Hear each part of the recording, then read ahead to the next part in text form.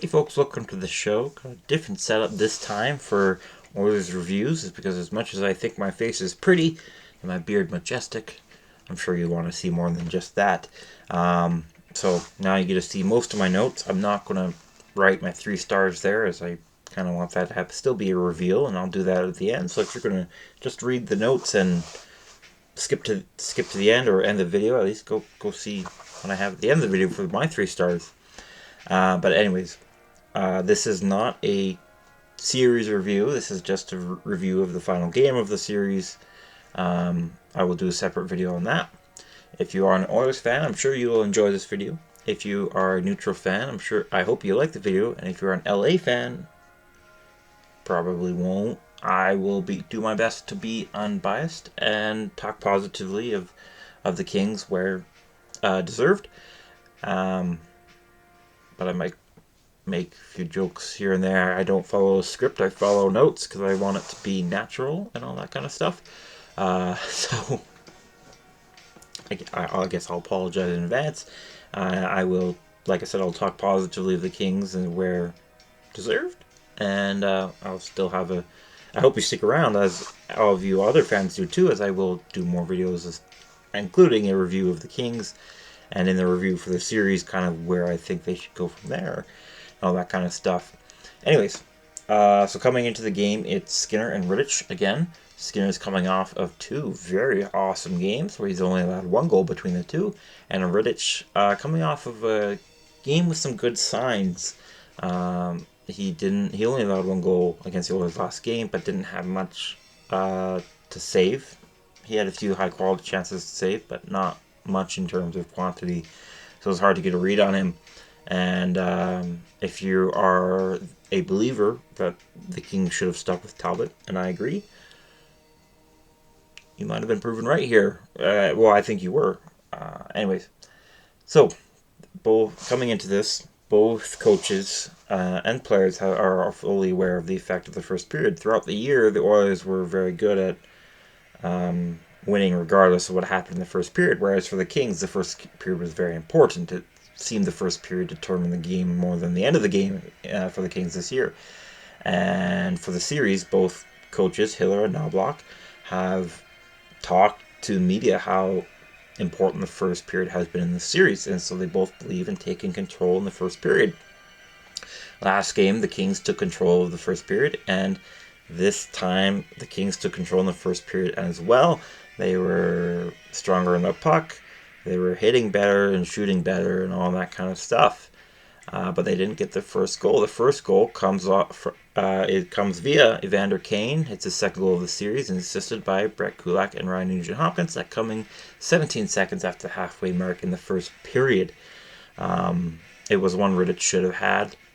It's not often you see a puck bounce off somebody's pad and still go into the net, because pads are really big. And it's not like it bounced off the edge of his pad or anything. It bounced off a section of his pad that most goalies would use to make a save. Whether Rittich was slow or just had a bad angle on it, whatever, it was something he should have saved. And it becomes a 1-0 game despite the Kings' effort to make it 1-0 for them. They're now trailing by 1. Rittich does have some good moments, though, but they don't outweigh the bad. Before the period can end, the Kings do get a lucky bounce, and it is one of the luckiest bounces you'll see. LaFerriere gets his first goal of the series, I believe his first career goal in the pro season, thanks to a feed, or more of a dump, from Gavrikov and Roy. It might be Wall, I keep saying that, but I'm going to say it's Roy now. That's Halo music in the background. That's elevating. But anyways, so what happens is Gavrikov dumps it, and Skinner goes behind the net, as every goalie would, to prepare for the puck to pass it on to an Oiler. Skinner's been very good with the puck. I've been outspoken of that. But the puck takes an odd bounce off of Stanchion and ends up on a Ferrier's stick, who puts it in the net. And it's a 1-1 game. The Kings have had quite a few lucky goals, but it doesn't matter how you get them, it's how many, right? And so it's a 1-1 game. As for Skinner, it's You obviously have to blame him. He's most to blame here. But it's, at the same time, he did something pretty much every other goalie would do. So it's hard to really blame him. Nurse and Ceci, of course, were on the ice at that time. It just feels like whenever there's an unlucky goal, they're always on the ice. I don't know what it is. Like, Nurse and Ceci didn't play it bad by any means. Maybe they could have got to the puck before the Ferrier, but it's not their fault that the puck had a unforeseen bounce off the stanchion and perfectly placed into the Ferrier's stick. Just happens. Anyways, it's a 1-1 game, but before the period can end, 3 seconds before, Trevor Moore slashes Ryan Nugent-Hopkins, and the Oilers will have a power play to begin the second period. But the first period ends with the shots in favor of the Kings, 10-6, but not the score. It's 1-1. The second period begins with the Kings killing the Oilers' power play, which has been extremely dangerous. It's 8 for 15 coming into the game. And the Oilers' penalty kill, perfect 11 for 11. Those are both very important stats. They'll be discussed more in a series review. Special teams weren't... No, they were a big part of today as well, as they have been all series. But the Kings do get another one. It's Lizotte scoring his first goal of the series 6 minutes into... just over 6 minutes into the second period. And he's assisted by Arvidsson and Englund. As for Lizotte, it was a good shot that I think Skinner should have had. Nurse and Ceci were on the ice again. Ceci was fine. It's usually Ceci, but I thought he was fine. In here, he was in the right position. Nurse pinched up near the blue line, and when you do that, you better make sure you get the puck, because if it goes the other way and scores, you're probably going to get heckled.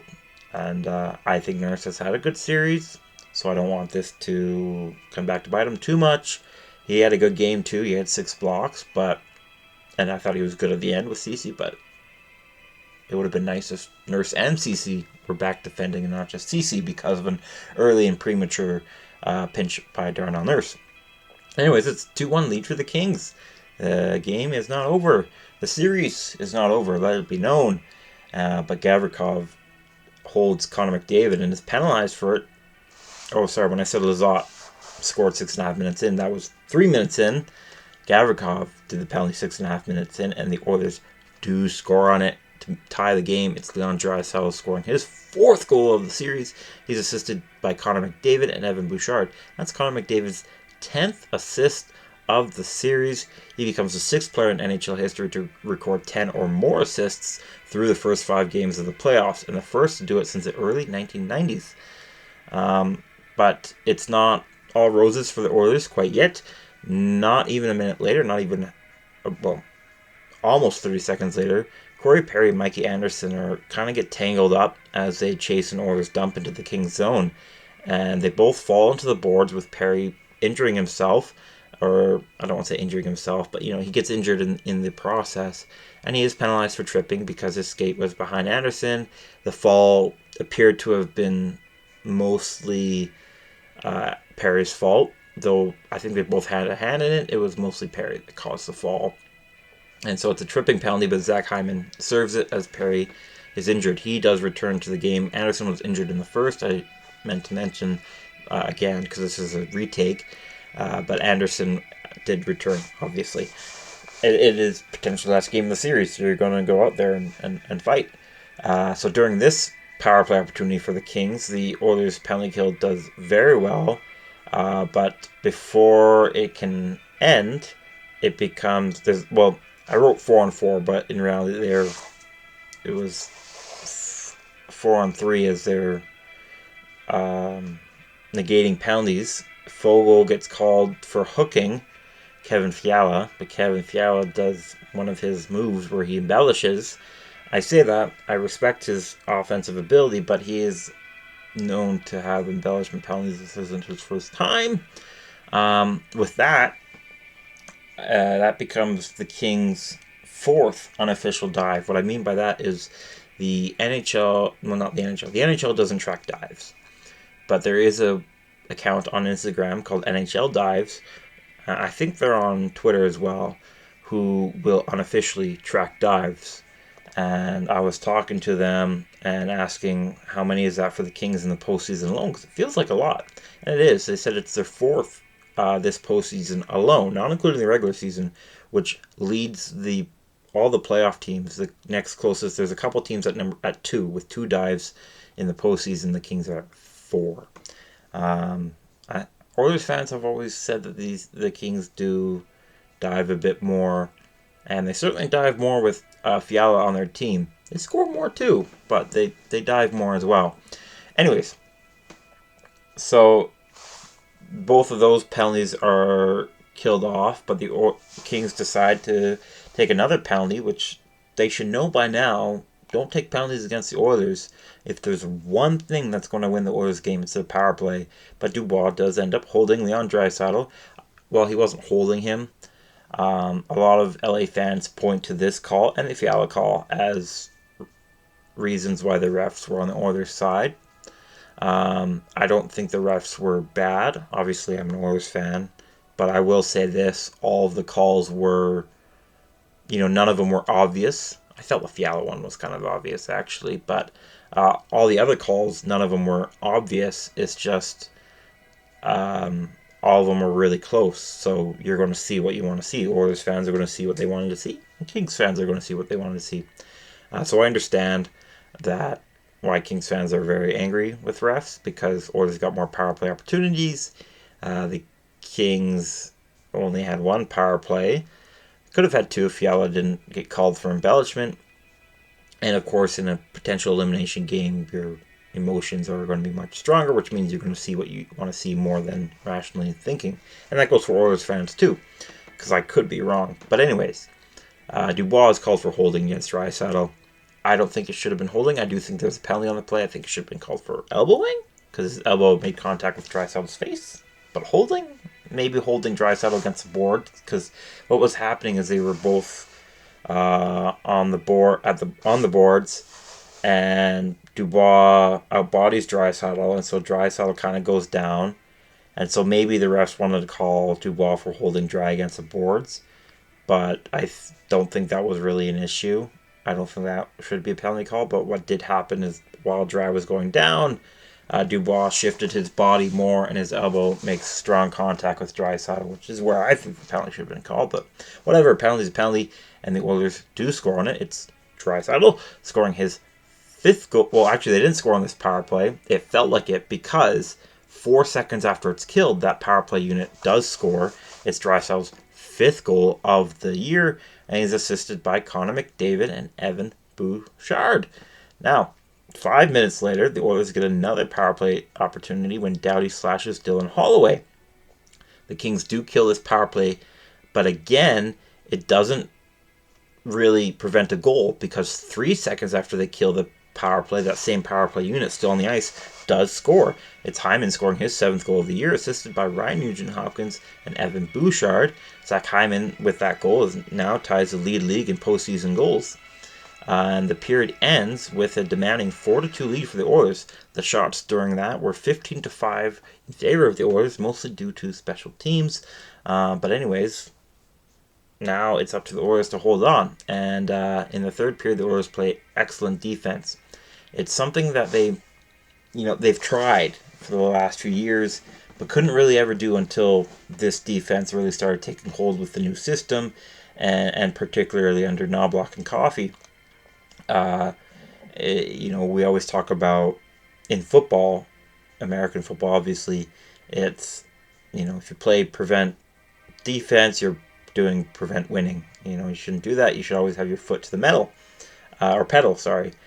And the Oilers have been guilty of trying to play this style and then losing, or allowing the other team to make a comeback and forcing their offense to score some more. But this time they didn't have to, because they played it really well. The Kings were in the Oilers zone a ton, but didn't get very many shots at all. It wasn't until they pulled their goalie where they actually were able to get a few shots on goal.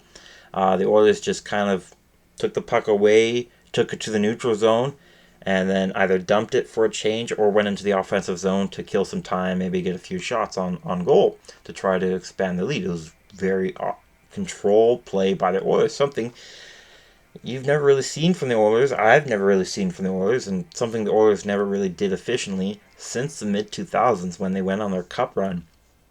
I learned today that during that cup run, somebody threw Alberta beef onto the ice. I think that should be a tradition.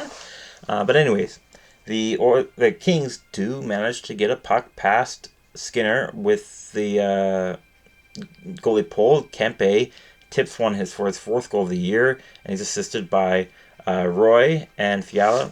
I should write Roy's second assist of the series, and it's a 1-goal game. And the Kings again, obviously, pull the goalie. The Kings find more possibility of scoring when Derek Ryan breaks a stick. So now it's a 6-on-5 with one of the Oilers having a broken stick. But Derek Ryan plays his heart out without the stick. On one play, the puck was loose, and again, without a stick, he dives forward and swipes the puck away. And not a hand pass because an Oiler didn't get it. And then later, 30 seconds or so away from the end of the game, the puck is near the boards. Ryan plays the body, forcing the puck away and resulting in a Draisaitl takeaway, who takes it all the way down to the Kings' end of the ice before Denal hooks Draisaitl, preventing a goal.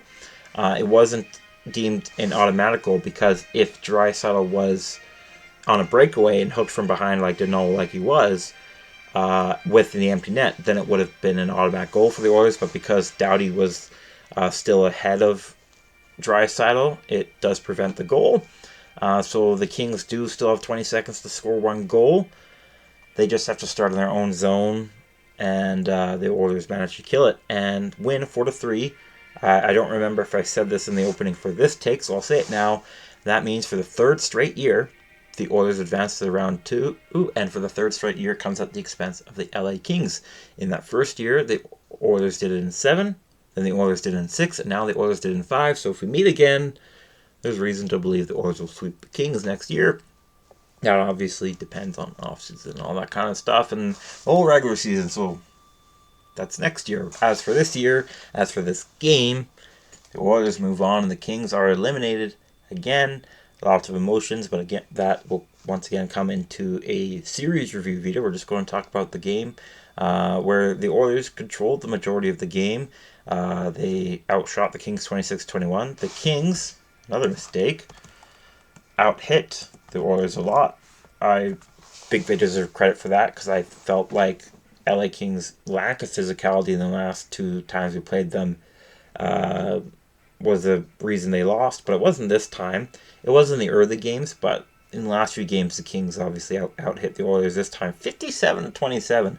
But it did lead to some undisciplined play from the Kings, which obviously can't do against the Oilers. Additionally, the Oilers did not win in the face-off department. I'm pretty sure. Let me double-check, because I know Draisaitl was negative. Yeah, it was the Kings. So if you skip to the end of the video and just read all the stats, you're going to think the Oilers came away with winning nearly 60% of the face-offs. You're wrong. The LA Kings did. The Kings played a pretty good game, but not good enough. They couldn't convert. The Oilers' defense was very good at making sure any chance the Kings got wasn't very good.